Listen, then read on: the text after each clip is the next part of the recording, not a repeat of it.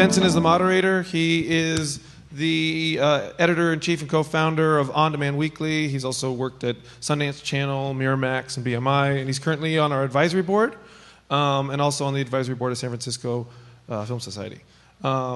He has been a tremendous help to the festival, helping us with films and panels, and a real asset. So thank you, Britt. I'd also like to thank Talent House for hosting us here. We kicked them out of their offices for a couple days, and they've been really generous. And also the Mid-Peninsula Media Center for doing the live stream for us. So thank you, guys. And also thanks to all of our volunteers. Britt, I'll let you introduce the panel and take it from here. Yeah, thanks everyone for joining us and online as well.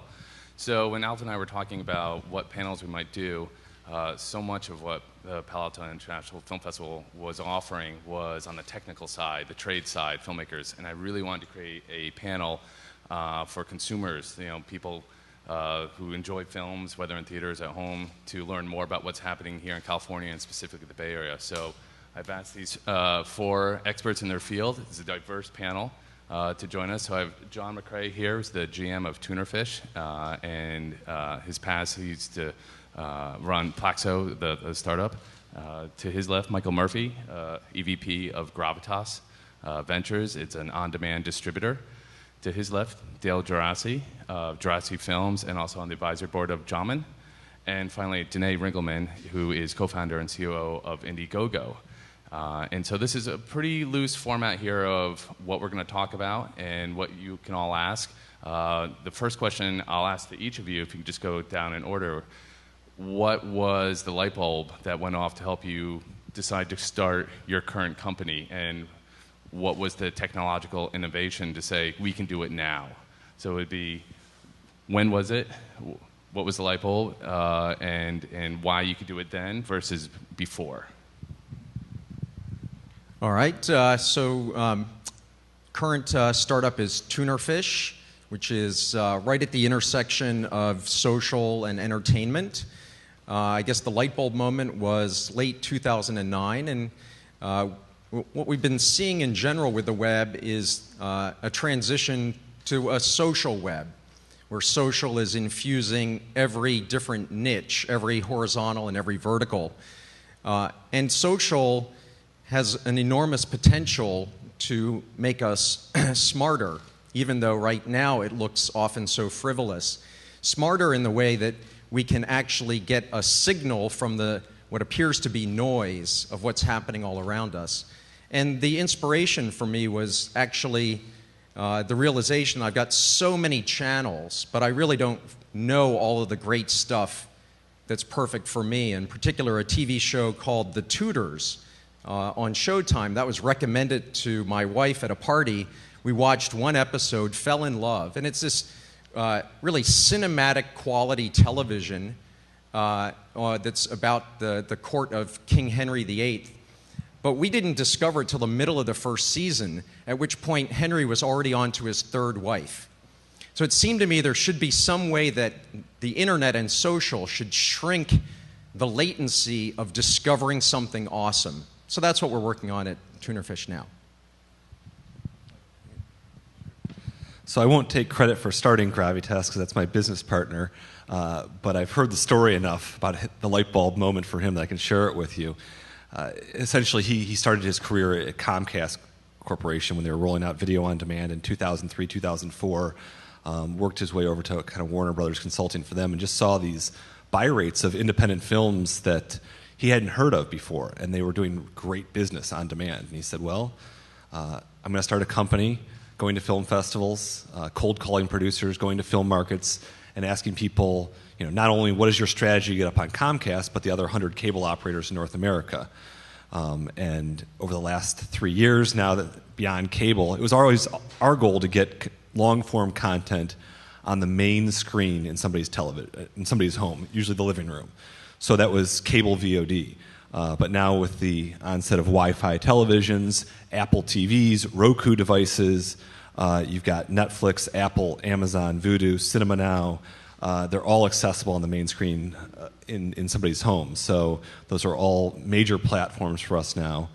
And we are now the largest supplier of independent film to the VOD marketplace. We put out about 400 new release titles a year and more library titles.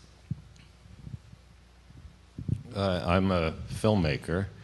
I went to Stanford, and prior to that, when I was in high school, I used to go to hang out at Stanford and watch films from all over the world, and that was my taste in film from a young age.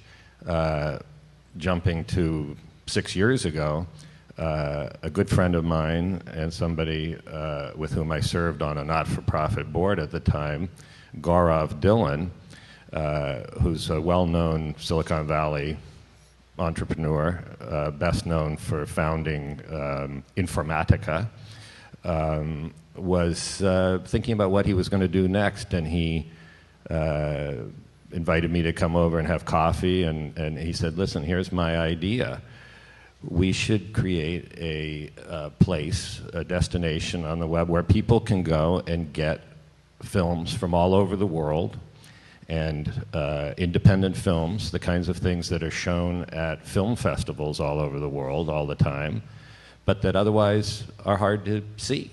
They don't get distribution, and world cinema was the category, basically. That's a Wikipedia definition, which is anything that's made outside of the United States, whether it's a Bollywood studio or an independent film somewhere in Europe or whatever it might be, and U.S. independent, meaning non-studio films. And as a technologist, he felt perfectly challenged and capable of creating the software for this at a time when people weren't really getting their films that way. I mean, we had seen what had happened to the music business and still photographs and various things, but really this was slightly visionary. In retrospect, it was an obvious next step. Gaurav Dhillon financed the venture, having had previous successes and being in a position to do that, and really launched what I would consider to be a very pioneering website, jaman.com. And thousands of films from all over the world are still available on jaman.com. At a certain point in the history of the company, in 2000, at the end of 2008, when capital markets crashed and specific financing for Jaman evaporated, a decision was made at that point, because the company was not able to be making a profit at that point off of its distribution of foreign films and independent films. The company bifurcated and created a software licensing business, which is Jaman Networks, which is what I see up on the screen there. And that became the focus of the company. Jaman.net is the URL for Jaman Networks. And that has been the focus since then of the business, because that is Gaurav Dhillon's strength, software. He's from Silicon Valley, not from Hollywood, or not a filmmaker. However, throughout that time that the focus has been on Jaman Networks, and anyone who has premium content and they want to figure out how to distribute it can go to Jaman Networks and take advantage of all that software that was developed for jaman.com on a white label basis. So Jaman Networks provides that. However, jaman.com has been maintained. It hasn't been marketed heavily and for a period of time, but we're about to spin that off of the company, and it will be a separate business, and I'm involved in discussions about that, and I highly recommend to this day jaman.com as a site for interesting independent film. And I myself have had a great time looking at things on Jaman that I think are not otherwise available, and I recommend taking a look at that. Oh, my turn. Hi, everybody. I'm Danae Ringelman. I'm one of the co-founders of Indiegogo.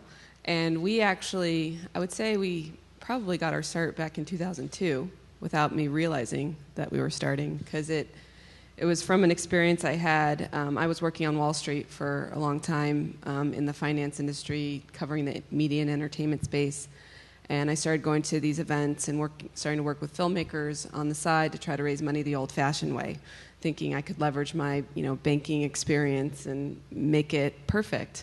And I quickly realized how difficult it was to raise money the old-fashioned way. And if I didn't have a rich uncle, or I didn't know somebody in Hollywood, or if my network wasn't good enough, basically talented ideas would just go unmade and therefore go unseen. And I actually had a pivotal moment where a filmmaker who was 70 years old met me and FedExed me his script and spent $20. I remember this, hoping I could finance his film. And I was 22 and didn't know anybody, didn't have access to the capital because I was just an analyst at a bank. And I remember being very upset and calling my mom, being, how can the system be this broken? And she said, well, go fix it then. So fast forward a few years, I go back to business school to start a company that would democratize fundraising. I actually had an idea of it being more of an offline fund idea. And it's there that I met my two co-founders who actually came from technology backgrounds that understood the democratization potential of the web. And they said, if you truly want to democratize fundraising today, you have to take this online. So Indiegogo was born a year later in 2008. We launched actually at Sundance, and by the end of 2009, we expanded beyond film. We had just launched our beta in film. And now I think we're the largest global funding platform in the world with over 40,000 campaigns across 200 countries. But the pivotal moment was, us recognizing this horrible pain point of how difficult it was to raise money for independent projects. If you weren't, a big company with millions of dollars of, revenue potential, it's very difficult to get the money together to actually get that project off the ground. And we also knew that if you wanted to raise money from a lot of different people, you were going to run into SEC regulations where if you go online and try to raise money a little bit at a time from a lot of people, the SEC is going to make you register with them, and that whole process by itself costs $50,000. So if you're only raising $10,000, $20,000, $30,000, it makes no sense to go pay $50,000 to go raise $30,000. So we put our heads together and realized that there's a whole middle market between ROI investing and pure donation, and we called it perks. The whole industry has now evolved. It's actually an industry called crowdfunding now, and it's all based on this model of raising money from a lot of people a little bit at a time in exchange for perks. And the perks can be everything from a thank you note to an actual copy of your DVD or the product you're actually making, to even credit in the film, etc. So that's kind of our beginnings, and I'm excited to talk about more. Yeah, Danae, I'll stay with you. What % of the projects that Indiegogo funds is film versus other mediums of art? Well, in our early days, it was 100%, because that's all we were focused on. My partners had been going to Sundance for years, and they were in love with independent film, and I had been working with filmmakers, so it made a lot of sense because it was the industry that we knew. But now, it's still one of our strongest verticals on our site, but it's definitely, I don't know, somewhere between 10, 20, 30%, somewhere in that range. What we realized, though, very quickly is that, funders are people who are just passionate about ideas, and they're passionate about the projects. And so just like we all buy music, we all go to films, we all go to restaurants, it's not like the only industry we support is one thing. So funders are like that as well. So what we found is that if you expand the platform, it actually grows the ecosystem even more quickly and greater. And now we have funders who go on for one project, and then they hop around and they fund a music album here, a film there, a small business over here, because it's all based on all their different interests. But we're talking about how technology has been disruptive, is that Indiegogo probably couldn't have existed 10 years ago. Because 10 years ago, we didn't have Facebook, we didn't have Twitter, we didn't have this ability to seamlessly connect with the people we care about. Because what a lot of people think crowdfunding is, which is wrong, is creating a campaign and having strangers fund it from $1. That is not crowdfunding. That will never exist. It is anti-human nature to wake up in the morning and just fund a stranger without knowing anything about them. But what crowdfunding is, or has evolved and become, is a way for filmmakers here, I'll just focus on film, to quickly raise a lot of money, much more quickly and more efficiently than otherwise possible from their networks and extended networks. So friends on Facebook, Twitter followers. We now live in a world where our networks are much larger than they were before because we have this ability to connect with them. And it's then because of the networks coming in for the early money, that is how you kind of extend and start to raise money from strangers for kind of the later kind of waves of your campaign. So anyways, it's because we live in a social world where, like you were saying, people are doing what their friends are doing, or they're discovering stuff through what their friends say, or the people they care about, or the influencers they follow. That is the driving force of decisions now. It's no longer ads on television. And I mean, billboards and stuff, there will always be a value for that. But we have a whole new world that we live in. It's called online, and it's called having a more relevant experience about doing things that you and your friends and the people you care about are doing. And so by getting your fundraising into those conversations happening online, it's much more efficient than ever was possible before without the internet. And just quick follow-up questions. Does Indiegogo help the filmmakers or the artisans determine the amount they're going to try to raise? And is there a ceiling or max that you advise, don't try to ask for this amount of money because you'll never raise it? Yeah, there's no max, but except for what you think is realistically possible by your community. So what we do help people with is, giving them guidance around right-sizing their goal. People do not have to raise 100% of their budget for their film in one campaign. We actually think that's unrealistic for a lot of people. But the other benefits besides crowdfunding and actually getting money include marketing of the film, jump-starting that, maybe distribution even by pre-selling your product. But one of the most important benefits of crowdfunding is market validation. When you have hundreds or thousands of people voting with their dollar and giving you, even if it's just $5 or $10 at a time, what they're saying is, I want to see your film. And what we have seen is a lot of campaigns that go live, they end up getting connected to distributors or even investors that come in and put way more money in than even their campaign was raising for. But if they'd never gotten out the door to try to jumpstart and raise that initial, bit of capital to cover their trailer or to cover, production costs for 3 days of shoots or whatever, they never would have been connected to the other investors and the other distributors that now come knocking because they actually have a buzz going online. So the next phase of the film evolution I want to ask the panel is, how are you finding the films? So, Michael for Gravitas, Dale for John, and Danae for distributor. I want to talk about distributor as well. So many more films are being made now because they're more affordable. There are new funds that they're finding, especially from the crowdfunding model. Are you finding films in a different way, or is there still a really main or popular way you're finding films for your inventory? It's evolved. Early on when you're a startup company, you're calling saying, "Hi, we're Gravitas Ventures. We can put your film on demand. What's your VOD strategy?" Fast forward to today, we probably see 2,200 films a year that just come in unsolicited screeners every single day. We log in every single screener. We check not only who's in it, when was it made, what's the status of distribution, but we ask and see what's its presence. Did it have a presence on Indiegogo? Did it have a presence on Facebook? Does it have a presence on IMDb? What's the rank? And it helps us look at films that otherwise I wouldn't necessarily think are interesting. But if I get a film that has 10,000 Facebook friends or fans, that's interesting to me because that's a built-in audience where we can immediately, once we put the film out into 60 million homes, we can say, hey, the film is now available on all these platforms. Just spread the word via your network, your online network. But we still traditionally cover all the major film festivals.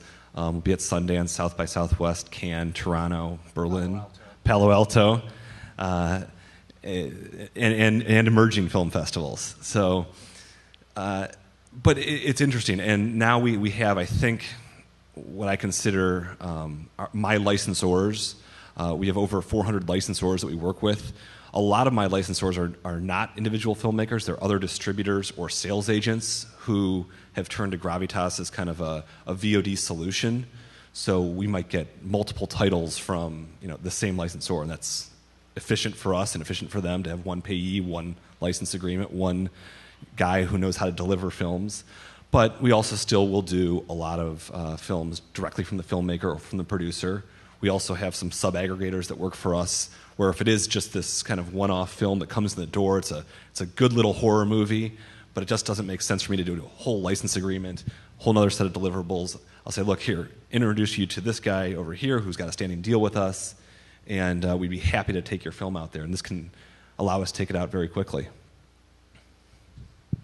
So for those perhaps in the audience or watching online, if they're just learning about you and Jama and Distributor, how would be the best way to get in touch with you?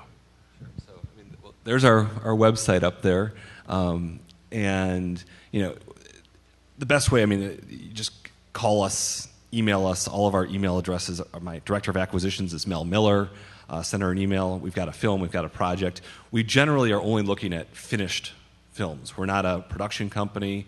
We're not looking to finance films generally. But when content is in the can, looking for distribution, we can advise you as to why you might want to think about video on demand, why you might want to think about splitting your rights so that you're turning to Gravitas to handle video on demand, turning to somebody else to handle physical DVDs, turning to somebody else to handle television. Maybe it's a good idea to think about, if you want a theatrical, well, let's leverage that theatrical, and let's do what's now very in vogue, which is a day-and-date theatrical, meaning releasing your film in theaters and on demand at the same time, so that you can kind of, whatever you're spending on marketing, you can say, hey, it's available in these theaters, and it's also available in your living room at the same time. There's also a higher price point because it's kind of a premium window, if you will, and that's supported by the MSOs and supported by all the major online platforms. So as I mentioned, Jaman really is two things now, Jaman Networks and Jaman.com. Originally, as I said, the software was really developed to support Jaman.com, and Jaman.com is still, I think, of great interest. We had a very broad category, as I mentioned to you, which was anything made outside of the United States, plus U.S. independent film. We went after some libraries initially to try to build up content, but we have also got some individual titles. I'll give you one example and something that anyone can go look at for free on Jaman.com. Neil Young, who's a well-known musician but also makes films, approached me with something that he had made in connection with one of his albums. The album is called Fork in the Road, and he did songs about a 1959 Lincoln Continental that he was converting to electric power, and he made a 43-minute film or music video in which he's singing all the songs from that record while driving in that Link Volt, that electric Lincoln. And he came to me, he said, I've got something for Jaman. He really liked what the mission of Jaman and what Jaman was offering. And it's still there. Get Around is the name of that. And it's only available online at Jaman. He also released it on Blu-ray, so it's available there. But if you go to Jaman.com and search for Get Around, you'll find it. And it's a unique piece of video, music video, that's available there. There are a lot of other, there's all kinds of stuff there, but there are a number of music documentaries on Jaman, and I happen to like music documentaries myself, and I made a little list here, which I will be happy to read off of some of the music documentaries that I've watched on Jaman and enjoyed. Bird Now, about Charlie Parker, Sound of the Soul, The Pied Piper of Hutsovina, Glass, a portrait of Philip in 12 parts, Herbie Hancock, Possibilities, and then, of course, Get Around, which I just mentioned to you, which is free. The others are available for rent or purchase. Generally, the rental is $2.99. That gives you 30 days in which to look at it. Once you start looking at it, you have 7 days to finish looking at it. The 7 days was really to make sure that there was a weekend included in your available time to watch whatever it is that you've rented. I would say that Jaman.com and sites like that are a great opportunity for filmmakers. I think the whole distribution world is in a bit of disarray right now, and people are struggling to find out where they're going to make money, particularly individual filmmakers and producers. But the filmmaker gets revenue from the first dollar of revenue at Jaman.com. So if you're able to really drive people to that site to see if you have some kind of marketing resources, that's a place where you can actually start seeing revenue right away, and not waiting to recoup all kinds of expenses that a distributor charges and things like that. So I think there's tremendous potential, but I do think it's still an evolving world of online distribution, that's for sure. So today we were talking earlier about distributor. Can you tell the audience how that's different from Indiegogo, and also how is that model different or in any way similar to Gravitas or Jaman? Sure. Hey, everybody. So what Britt has just mentioned is a company that we actually own called Distribber, which is separate, and it's for filmmakers, but in the same vein of what we're trying to do with democratizing fundraising. We also wanted to basically democratize the ecosystem and democratize distribution as well. So I use this term democratization loosely, but what I really mean is putting the power back into the hands of the people that matter, and that's the creators and their fans.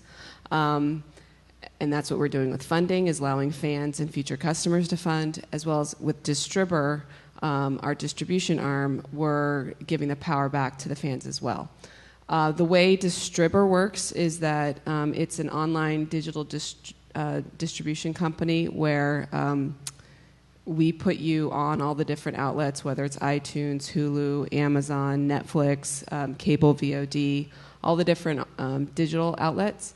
But we do it in a way where we don't keep any of your rights and we don't keep any of your revenues. You guys keep 100% of your rights and you keep 100% of your revenues, which is a really disruptive approach to distribution, because distribution has historically been rev share based, where the distributor would take some of your rights or all of your rights, and then every dollar that came in from sales that they helped you get, they would take a percentage of that as well. So we don't take any percentage of that, and we don't take any ownership.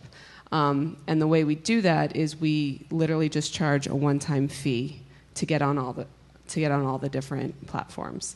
And so it works out. The decision as filmmakers for you to make is that an approach you'd like to do, because the math you'd want to do for yourself is, I think it's something like for the fee to get on iTunes, you have to sell at least 120 copies on iTunes for you to recoup the money that you pay us to get it on iTunes and the different digital platforms, but everything after that is yours. So it's not a rev share into perpetuity. So what we always tell filmmakers is, if you don't think you can sell 120 copies of your film on iTunes, then maybe you shouldn't be making the film, because that's who you're making your film for, is an audience. And the other thing that's different is that the reason why we can do it this way is because one thing that what traditional distributors do is they do two things. They provide access to all the platforms, and then they also put the marketing behind the film to help drive the sales. So what Distributor does is we provide you the access to the platforms, but we leave the marketing to you. So if you're trying to decide which distribution platform to use, the question you should be answering from yourself is, am I a better marketer of my film, or do I need somebody else to do that for me? And if it's somebody else, do I need it to be a distributor, or should I just go get a consultant? And really the answer to that question should be, who's your audience? And how are you going to reach it? And if you think a distributor is going to be better at reaching that audience than you, then maybe that's the right path. But if you think you know your audience better than any distributor, you should keep it for yourself. The reason this has become a viable option for filmmakers is because we live in this niche world, getting back to the social element, where people are buying films, consuming content, going to events, all based on what their friends are saying. And what that has done is provided a platform for niche audiences to actually live and thrive.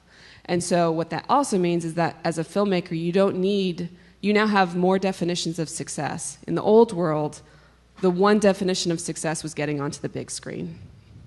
In the new world, if you sell 10,000 copies of your film and you make a few $100,000 and it costs you $30,000 to make that film, that's a success. A great story that I was sharing with Britt before is the producer Mark Harris, who made Darfur Now, which was a film with actually Don Cheadle behind it a few years ago. He thought he had, hit the bank. He got Warner Brothers Classics to pick up the film. They put it out into theaters because their whole distribution effort was much more mass, had a much more mass appeal. They knew how to get to a broader audience. They actually did a horrible job marketing the film because the film spoke to a much more niche audience. So the film went out in theaters. Nobody showed up because Warner did not know how to get people there, how to get butts in seats. They pulled the film right away. All the money that they'd spent on marketing was lost. And Mark Harris basically will never see a dime from that film. So while he thought he had kind of won the lottery by getting this big distribution deal, it was a financial disaster. Fast forward, he's like, I'm never going to make that mistake again. He then went for his next film called A Spirit of the Marathon, which is actually a documentary on marathon running, something that's probably even more niche than his Darfur Now film. He, instead of trying to get a distribution deal, he just did a really good job of reaching out to marathon-related organizations. And he reached out to this one organization called Active, which is the single organization that puts on marathons across the country. So they have an email distribution list of millions. And he just had a conversation with them about what their needs are, and he learned from them that they actually had a really bad brand, and they wanted to improve their brand in the consciousness of their users. And they said, hey, I have a great idea. Can I promote your film to all of our million-plus members who are marathon runners? We'll give, with a discount or something, so it looks like we care about our customers and we're giving them perks and stuff. And he's like, that sounds like a fantastic idea. I'm making a film about marathon running, and I'm going to get it delivered to the inbox of 1.5 million marathon runners across the country. So he actually put it all together. He teamed up with Fathom Entertainment to do a one-night box office opening for one night across the country in a few theaters. And he had his DVDs ready, and that email went out to 1.5 million people, and he sold tens of thousands of DVDs. He was in the black within a few months. He's still making money on the film. So while he didn't get the big box office splash, it was a total financial success. So what the takeaway there is that we're now living in the world because of technology and being able to reach your niche audiences more efficiently. There's now going to be a growing middle class of filmmakers, of people who are making films for $10,000, $15,000, $100,000, $200,000 and making $500,000, $700,000 back. That's a good living. You make those films over and over again, you're making money as a filmmaker. You're not the big kind of Hollywood tentpole filmmaker yet, but maybe that's okay. But in general, that's a much more healthy ecosystem than having just a bunch of really big films and then all the starving filmmakers down here, which is literally the old world that we had to live in, which is why everybody had day jobs, making films at night, et cetera, which is completely unsustainable. So we should all thank the internet for coming, because that has allowed us to reach our audiences, and that is helping us with fundraising and with distribution. Now, if you think you can reach your audience better through Facebook, which is pretty much free, and email lists and partnering with organizations like Active for your film, then you should keep all your rights and keep 100% of your revenues, and digitally distribute your film via distributor.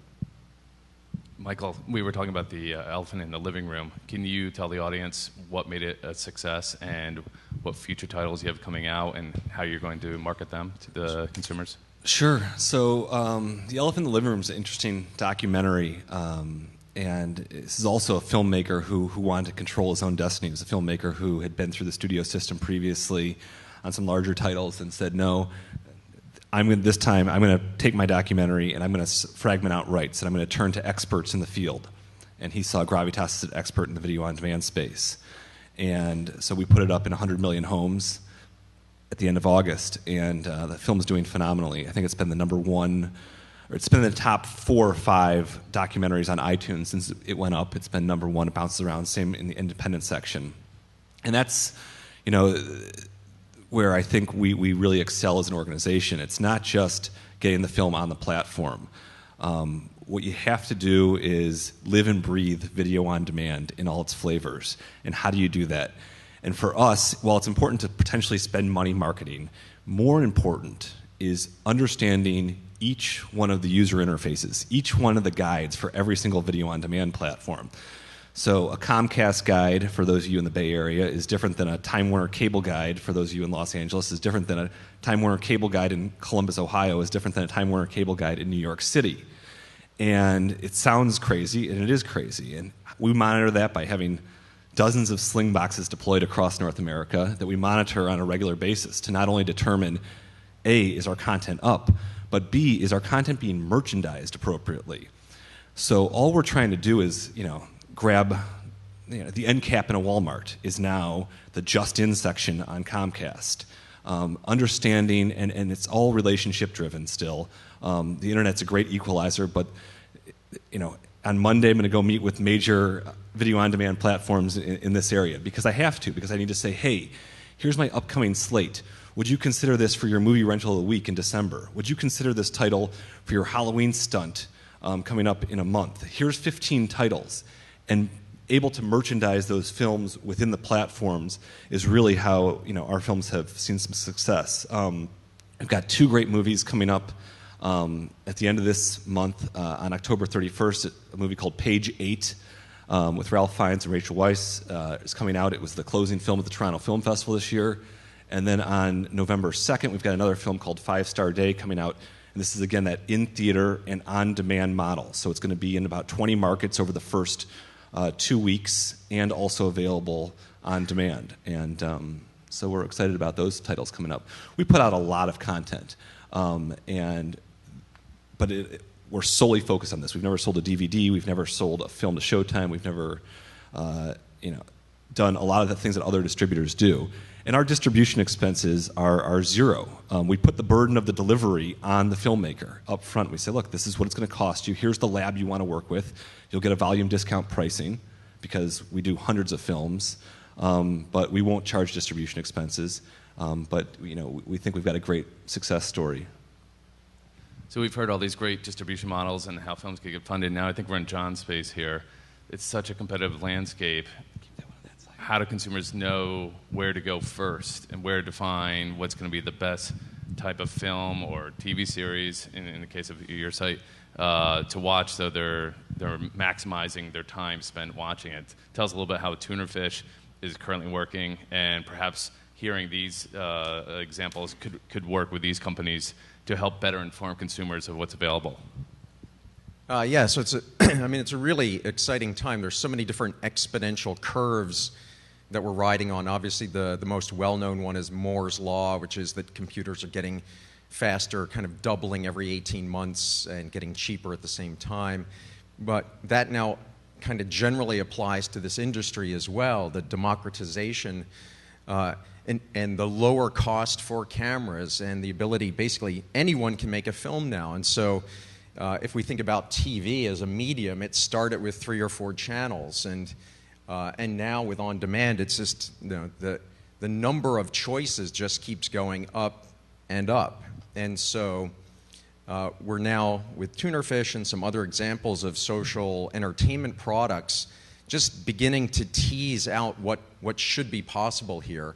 The basic premise is that if you use something like Tunerfish and you tell us what it is you're watching, tell us what it is you're a fan of, the more that you do that, the more that we should be able to begin to bring you magically relevant recommendations. So, you know, that movie that might be featured in the on-demand section, well, you can discover that one, but there's 100 others that you're not going to find because you're not going to type in a search term to get to them.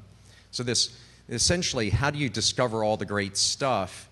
More generally speaking, is not a search problem. It's a social discovery problem and opportunity. So that's what we're working on. And one of the constructs here is, yes, we're in this world all wired up and connected to networks that are now often going into the hundreds of people.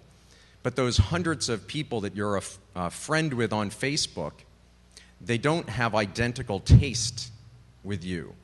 In fact, quite a bit of variation. So there's this term social graph, which is a fancy way of describing those people that you are connected to on these networks. What we're working on is the taste graph. And the taste graph says, of the people you're connected to, for any one of them, how similar are your tastes? And from that information, we should begin to be able to bring you much more relevant recommendations.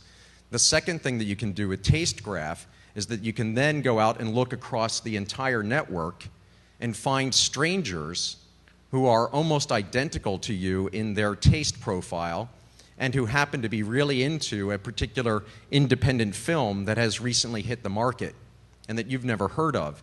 And as a result, without us ever having to introduce you to those strangers, we can take the signal of what it is that they're watching and deliver it to you as a magically relevant recommendation.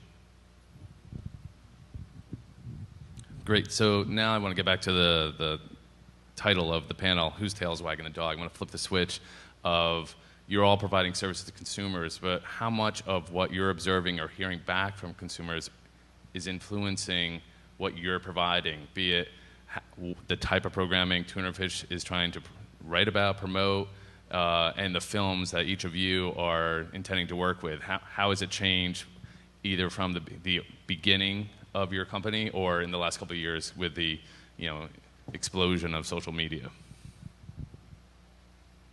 Who wants to take it first? It's been so vitally important. I mean, we're in the business of helping people. If we ignore what the people are saying, we're not really in that business anymore. I mean, so much of how we've evolved the product and changed features and helped, it's all based on customer feedback. So one of the things we've learned is that we started early on getting a lot of questions from people. Well, how do I have a successful campaign? What's important? What's not? So then we started looking at all the data, and we have hundreds of thousands and millions of rows of data, and start extracting learnings from that. And we've learned that people with a video in their pitch clip raise 120% more than people without. And then we shared that with the community. And then we learned that people with a team of 3 or 4 people on their campaign raise on average 80% more than campaigns that just have one person attached. So there's all these learnings that we started to then share back with our community. And we also got rid of functionality that nobody was using and nobody cared about. And we also brought functionality back to the table. I think for Distributor, one of the biggest things was we had a lot of customers saying, when we launched, we had just iTunes, Amazon, and Netflix. And then customers we want Hulu and we want cable VOD. So we brought those back on based on everything the customers asked for because that's what they need.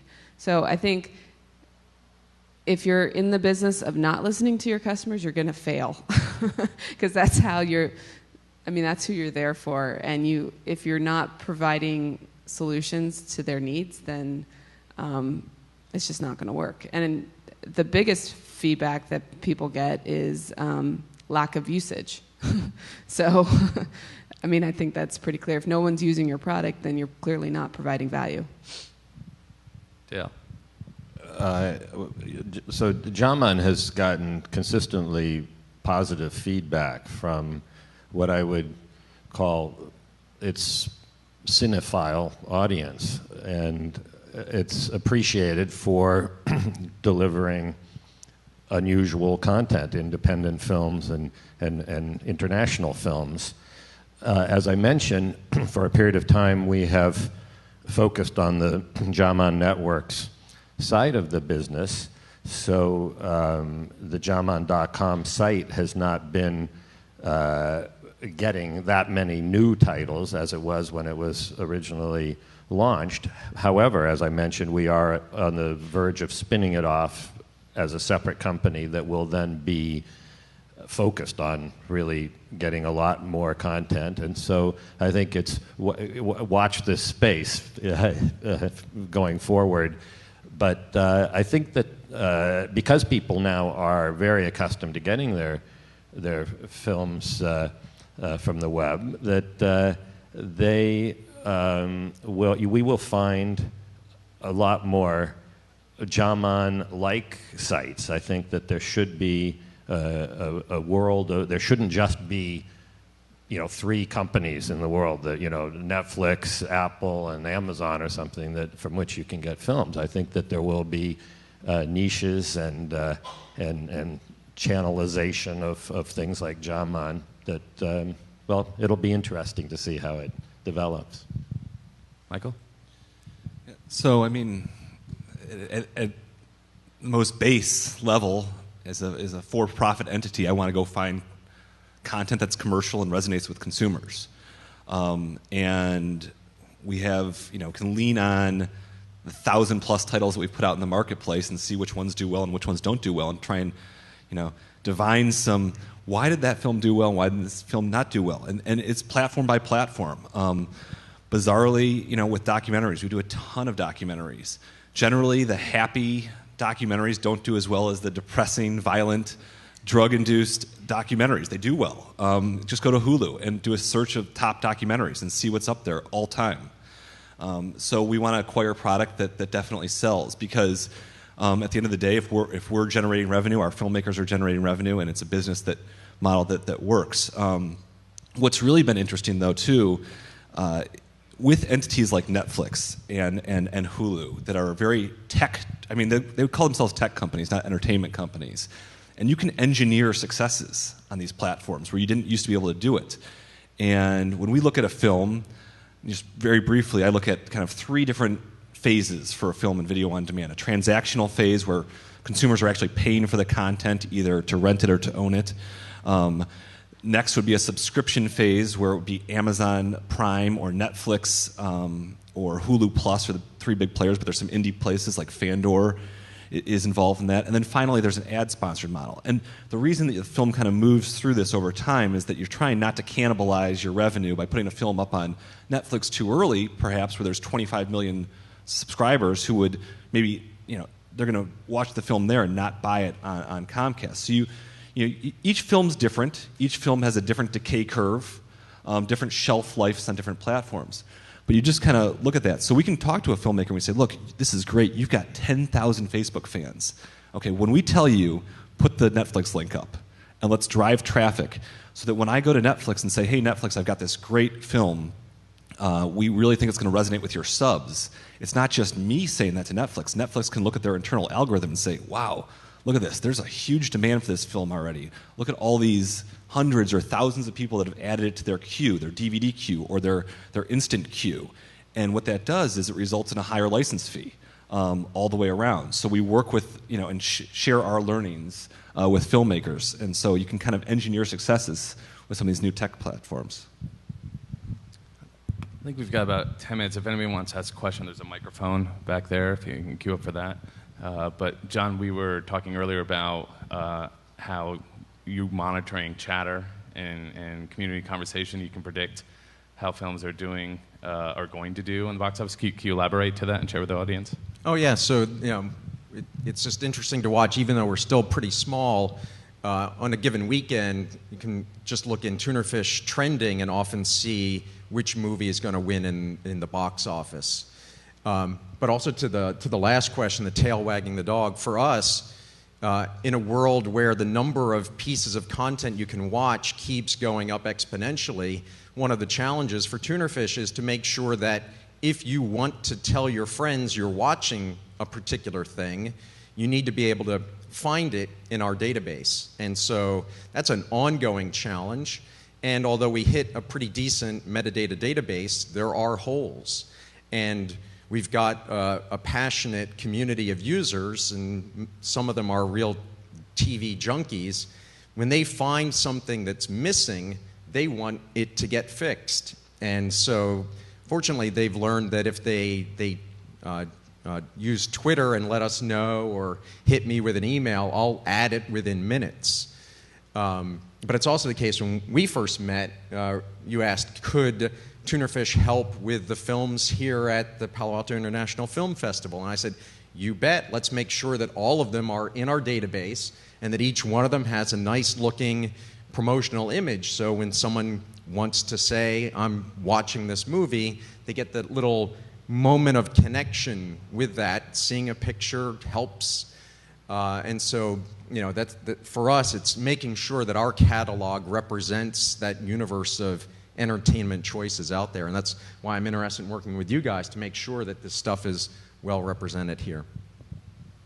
So a lot of panels, the moderator asks, where do you see the future of your industry 5 years from now? And there's so much rapid change. I feel that's too far away. No one really knows.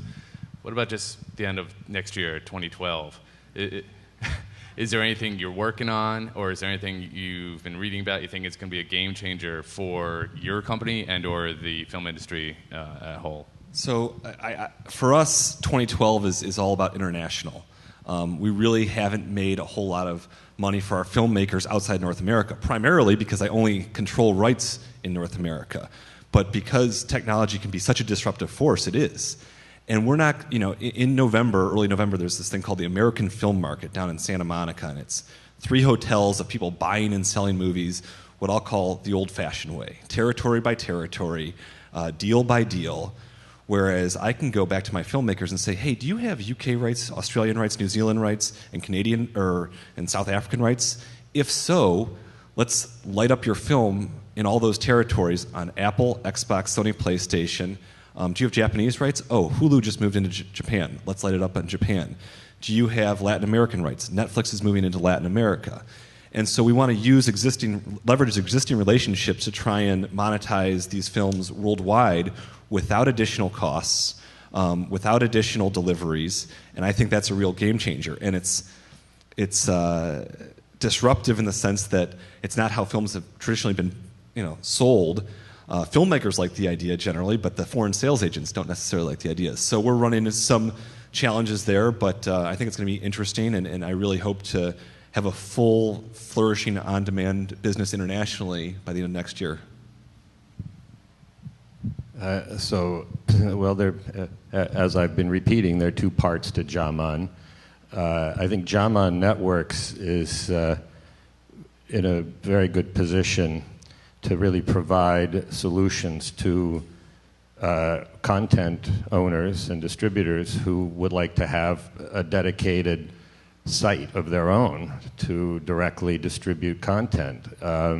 We can do that end-to-end, from the encoding to the recommendation engine and everything in between. We can do the whole platform for somebody. So that's the white label Jaman.net business, which we see growing, and we're working with some interesting companies developing their digital strategy for them, and whether it's apps, iPhone, and Roku, and so forth, or the whole platform. The Jaman.com site, as it separates and gets some additional resources into it, I think will also be a very interesting place to continue to do what we've been doing, which is really very much the independent and international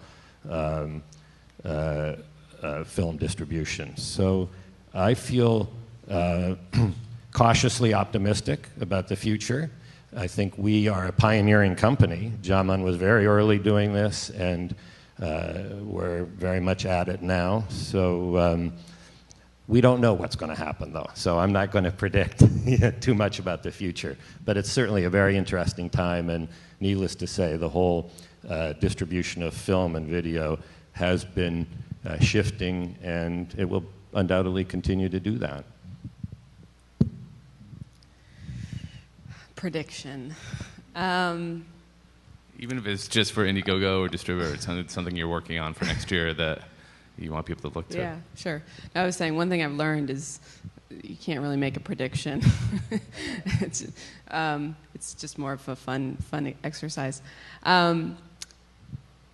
Well, one thing I do think is going to happen is, because it's already started to happen, is this at least within the Indiegogo world, is this term crowdfunding will no longer be a buzzword. I actually don't like the word because it sounds like a buzzword, and when people hear about that, they're like, what is that? Oh my God, it's new. And instantly people feel alienated from it. Like, that's not for me because I don't know what it is. All it is online social fundraising. It's very simple. Fundraising has existed for millions of years, and it's just doing it slightly differently, leveraging all the social media that we have. And so it's already, even a year ago, I remember having to explain that a lot. And I'm just explaining it a lot less, now. And in a year from now, hopefully, I won't have to explain it at all. People will get it. And what people will get is whether it's something they can use or not very quickly. They'll know. People have started to use us as a verb, which that was a big moment for me when I heard us used as a verb for the first time. You know how we all say, just Google it? Well, 10 years ago, we never said that. We said, go on to google.com and enter stuff. So now, hopefully in a year from now, people will be massively using Indiegogo as a verb. Just Indiegogo it. And, to raise a little bit of the money to jumpstart our capital raise or to close out our production funding or whatever. And also, we talk about crowdfunding as a very vital and important complementary funding channel in the whole ecosystem. So it's not a replacement channel. I mean, sometimes it can be. Some people raise 100% of their funds this way, and that's great. But it doesn't have to be. And often, like I said before, it's a great complementary channel to help fill out your total funding needs. And because it has marketing benefits and participation benefits where it engages your fan base, and because there are validation benefits where it attracts other investors or distributors, it is just going to become a very solid component of everyone's kind of financing and marketing strategy for independent filmmakers, I think. Are there any titles you can point to that have raised their money and have finished their film and it's available? Yeah, I mean, and then I'll answer more specifically your other question, but actually a local filmmaker right here, it lives in Woodside. She was actually one of our first customers who raised $25,000 on Indiegogo for her documentary about the rape crisis in Africa, where young girls were getting, young virgins were getting raped because traditional healers were telling men with HIV and AIDS the way to get rid of HIV and AIDS is to have sex with a virgin. So she went on Indiegogo, raised $25,000. Because of her activity, she ended up being connected to another investor who had then put in another couple $100,000. The film screened across 30 theaters across the country for a short run, and she's selling it on DVD now. So it came kind of full circle for us. The other prediction, or what is happening, is not a prediction, we're planning for it. Again, because of interest, we have several partnerships in place. So we have partnered with the San Francisco Film Society. We've partnered with Fractured Atlas out of New York, which are two fiscal sponsor organizations. The way we've partnered with them is that campaigns that raise money on Indiegogo that are part of their fiscal sponsorship program, they basically get Indiegogo for free. Or they basically pay for fiscal sponsorship and Indiegogo for the same price, like 6 or 7% of funds raised. And so that was all based on customers asking for that. They wanted their online fundraising efforts to be in one place. They didn't want a San Francisco Film Society account and an Indiegogo account. They wanted to be able to give all their funders tax deductions on Indiegogo. So the partnerships have enabled that. And now we're just getting a lot of partner interest. So we're really kind of trying to entertain that, and we're working with all kinds of organizations, film and not film. So a lot of nonprofits, for example, want to unleash their super supporters, not just in asking them to give a lot of money, but asking them to actually go out and run campaigns and raise money from their networks.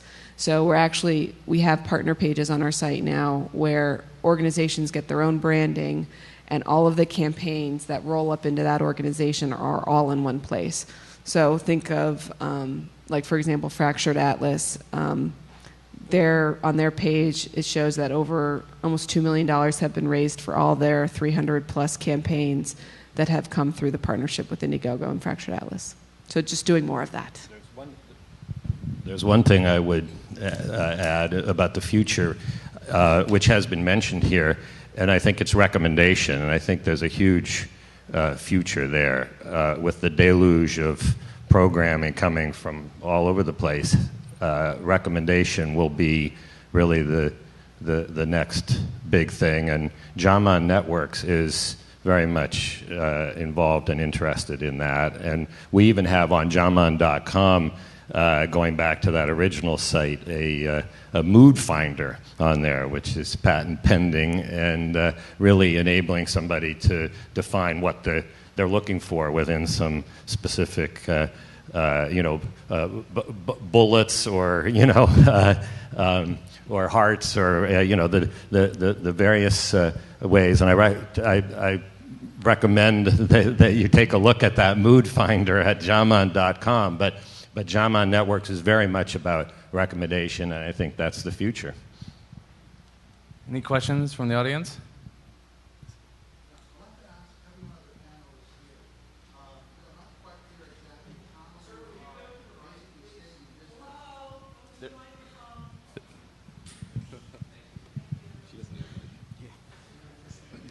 Yeah, thank you for. What I'd like to ask everyone of the panelists here is that, just to get a clear idea about your business model, is that how does each of your businesses is actually staying in business, and how is it making money for you and for the filmmaker? Who wants to go first? What's your business? So tunerfish.com, we've got a free website and mobile apps. And right now, like so many in the social media space, we're much more focused on growing the user base than on monetizing it. But when we are at scale, essentially we will be a great connector between content and audiences, and would expect that there's got to be some smart way to monetize that through some kind of advertising. So in the case of Jaman, as I mentioned, Jaman Networks is providing all sorts of solutions for people for a price. I mean, we don't give that away. We charge people for that. As far as Jaman.com is concerned, I mean, it's you pay to rent or to buy a film there, and that's revenue. On Indiegogo, it's free to post and create a campaign. If you raise money and reach your goal, our fee is 4% of funds raised. If you don't reach your goal, you still keep your money, but our fee is 9% of funds raised. And the reason why it's more expensive is we want to give you an incentive to be realistic with your goal and work towards it. So you get rewarded with a lower fee at the end. With Distributor, it's a one-time fee to get on the different platforms. I think it's $1,200 or $1,300 to get on iTunes, Hulu, Amazon, Netflix, on demand. And then it's another one-time fee to get on the cable MSOs, Cox, Time Warner, Comcast, all that other stuff. And again, it's just a one-time fee for the access, and then all the revenue that you make off them, we give you all the reporting on your sales across the different sites, and you can see where you're selling better or not, but that money goes right back to you. And Gravitas, we are an aggregator and programmer of independent films. We acquire video-on-demand rights and exploit those rights across major video-on-demand platforms in North America, whether their business model is transactional, subscription, or ad-sponsored.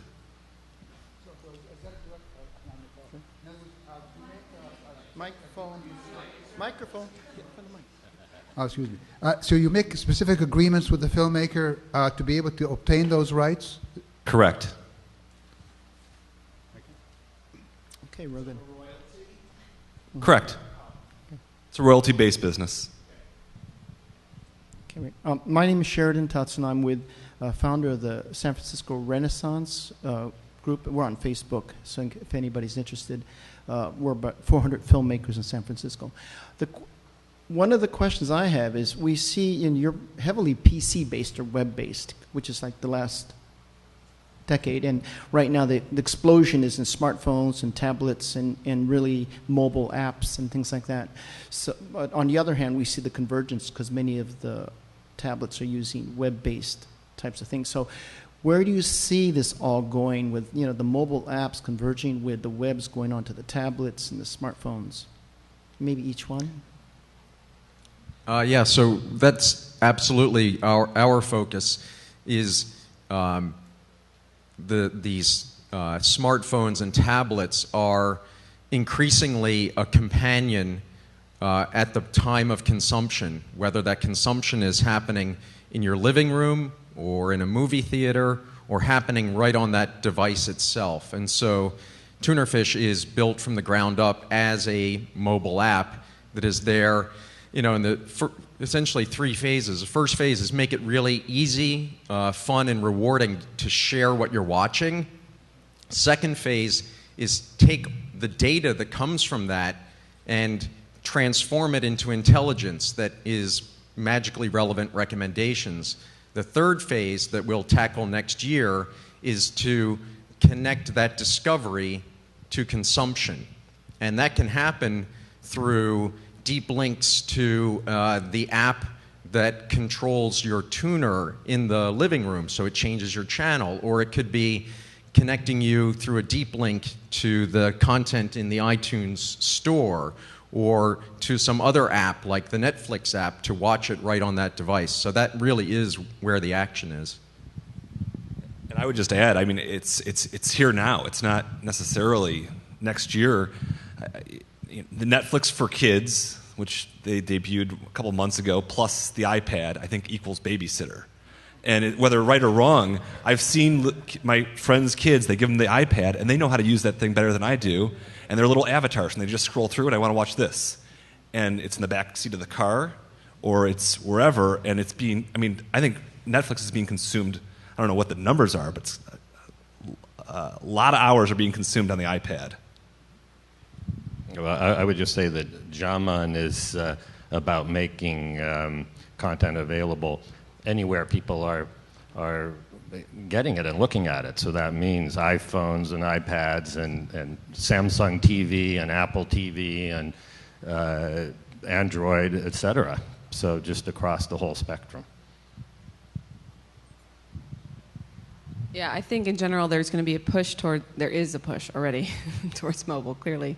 But what's not going to be happening is people just copying and pasting what's happening on the web, on the mobile device, because it's a completely different user experience, and people don't necessarily want everything that they get on the web to do everything that they do on the web on their phone. So I think there's just going to be a lot more sophistication around the user experience of mobile and what works better on mobile versus what works better on web. For example, no one's going to create a campaign on Indiegogo on their mobile phone. Well, maybe. Some people would. But, I don't foresee that. That's a little bit of a hypothesis. We definitely need to test that. But, people can be up and running in 10 minutes on the web, but people tend to want to spend a little bit more time thinking through their pitch description and stuff like that.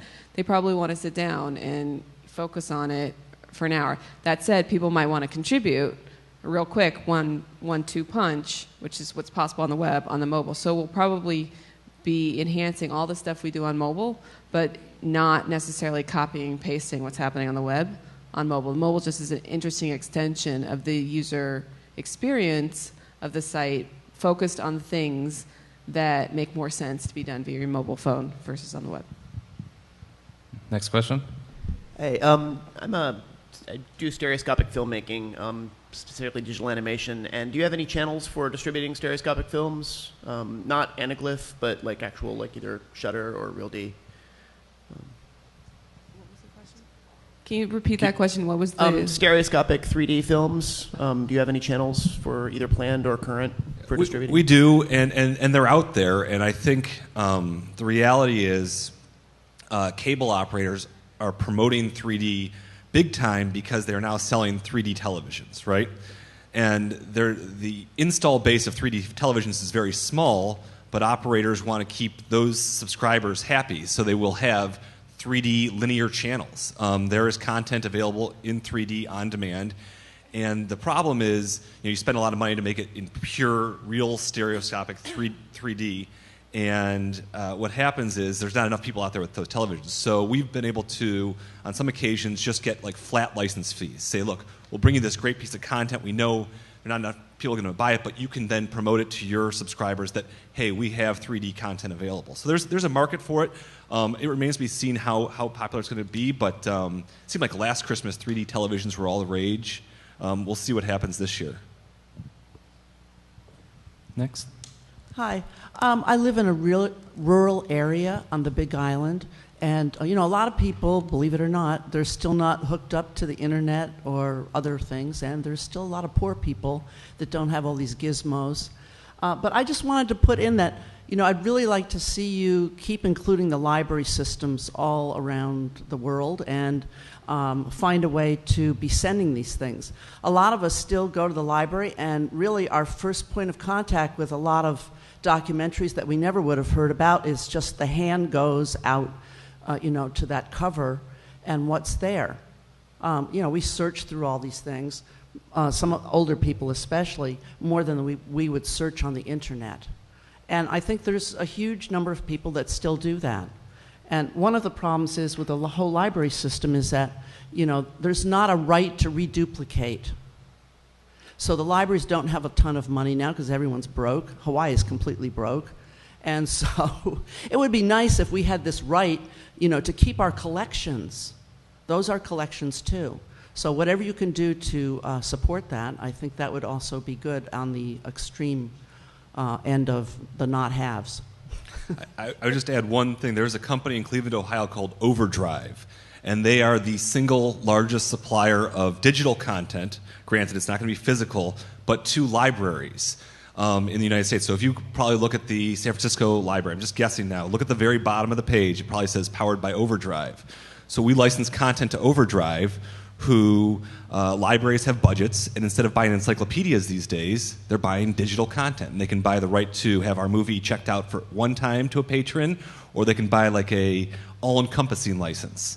And it's a great company. It's free as long as you're a patron of your local library. Maybe these librarians need a little bit more education. Yeah. Because they're the ones that are ordering the stuff. We talk to them, but they don't necessarily listen to us. Yeah, I think the answer too is not trying to keep everything in, not being hung up on the physical form, like Michael was saying, because in a way the internet allows you to store infinite amount of information, and then the focus should be more with libraries on making sure people can have access to the internet, so then they can access the information. Yeah, but they don't like that. Actually, in the state where I live, the librarians resent that. Then the librarians and they've cut down the number of. I mean, if you go, like I've been to Florida and been to they have like areas where they have huge, like all kinds of stuff. We don't have that. Not every state has those resources that you're thinking about. Mm-hmm. I mean, we would love that. What's happening is if the librarians don't like that, what they're also saying is, I want to limit the information accessible to people, which again is why they're in that business. So I think maybe a little bit of learning and opening up. And I think the tools to deliver stuff is only going to get more efficient and even potentially even close to free. So I'm actually very excited for libraries because I think, again, the internet is democratizing education. A great example of that is actually a an entrepreneur that has started this thing called Khan Academy, Khan. He literally just puts up YouTube videos of him teaching thousands of lessons. Now, all people need to do is go to the library, tune into the internet, and they can get educated in calculus. They don't have to spend money to go to some fancy school or college or whatever. They can literally go to the internet and they can become rocket scientists. That is amazing. I think it's amazing too. I don't know why distance learning has been taking so long. It's really annoying as far as the universities are concerned. But I agree with you. Thank you for your Well, questions. yeah, the digital divide is another topic. You know. Thank you for your questions. We have to wrap it up. Thank you for attending on Sunday morning. Thank you for everyone tuning in. Thank you for the panelists. This is a great panel for the first year of Film Festival. I hope everyone looks for these companies, and I look forward to seeing you all next year as well. Thank you.